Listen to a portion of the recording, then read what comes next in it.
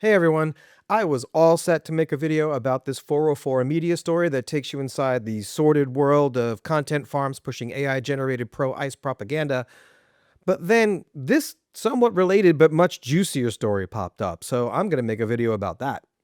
X rolled out a tool that would show you where in the world a particular account was based, and it turned out that some popular accounts that comment on American politics were based in some pretty unusual locations, like Burkina Faso. Now, did this fiasco reveal that MAGA is nothing more than a psyop financed by foreign powers? Not really. Did it reveal that there are vast fortunes being made by exploiting Americans' credulity in our fractured political system? Sorta, but not really. As is often the case, the truth is more complex and yet somehow dumber than you might think. But one thing is for sure. The people out there churning out AI-generated slopaganda think you're stupid. And that should make you mad.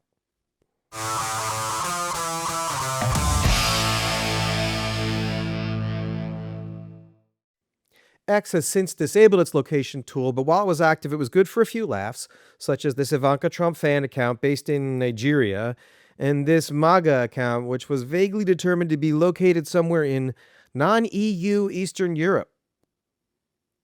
Now, it needs to be said that some left-leaning accounts that comment on American politics were also revealed to be located outside the United States, primarily in the UK and Canada. Also, additional reporting has come out indicating that some of these more exotic locations linked to these ostensibly American accounts is due to VPN usage, Starlink routing, and the glitch in the tool. I know it's difficult for all of us to accept that X, of all platforms, rolled out a glitchy tool, especially when they've got one, running the place.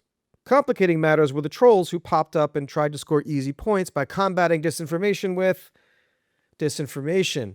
For example, a post that falsely indicated that the U.S. Department of Homeland Security's account was based in Israel went on to get millions of views and shares. But the popular narrative that soon took root online was that the MAGA side of social media was bought and paid for by Russia and or some other foreign powers. Now, this probably isn't the case. It's unlikely, but it's not impossible that Russia or China or Iran would farm their hybrid warfare efforts out to a content farm in Nigeria when they have really sophisticated homegrown operations already over which they have much tighter control. What's much more likely is that we're seeing a situation like the one described in Annalee Newitt's recent book Stories of Weapons, which I have right here.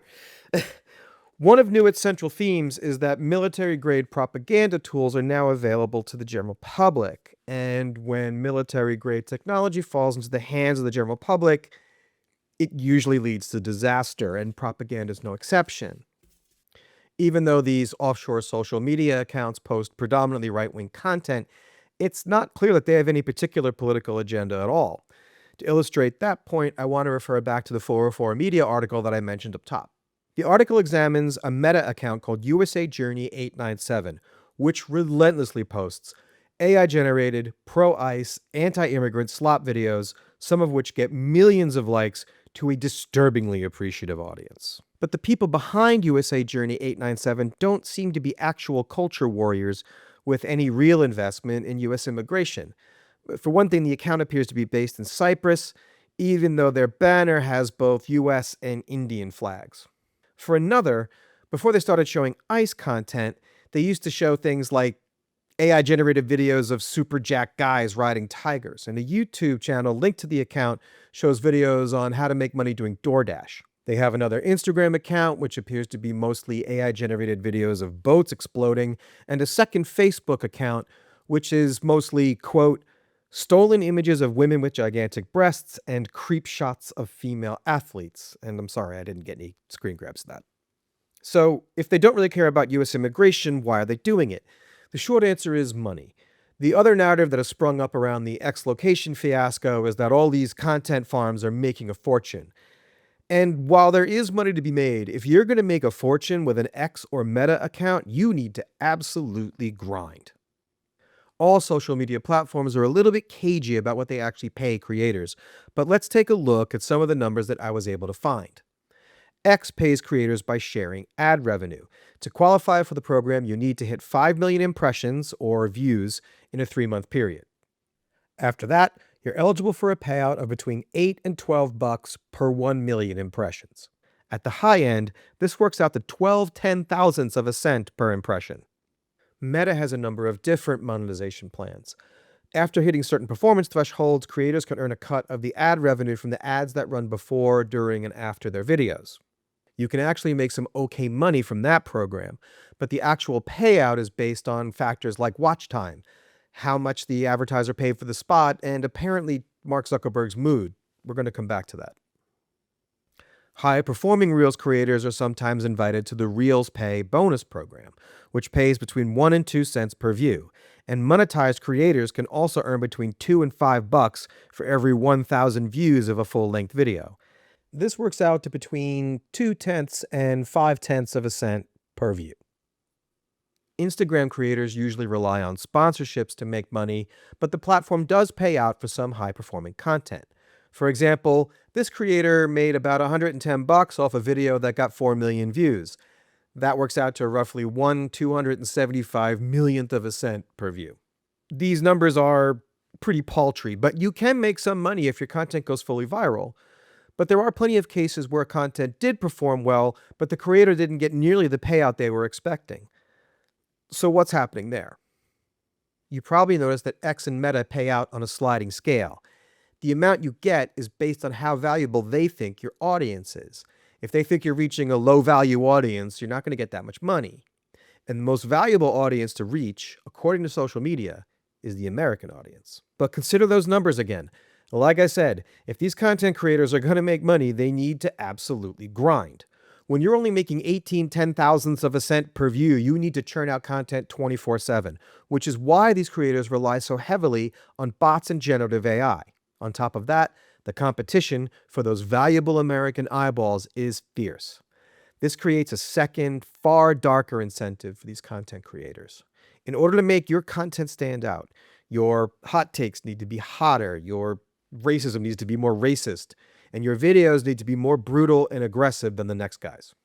And sadly, this approach works pretty well at the expense of our civil society.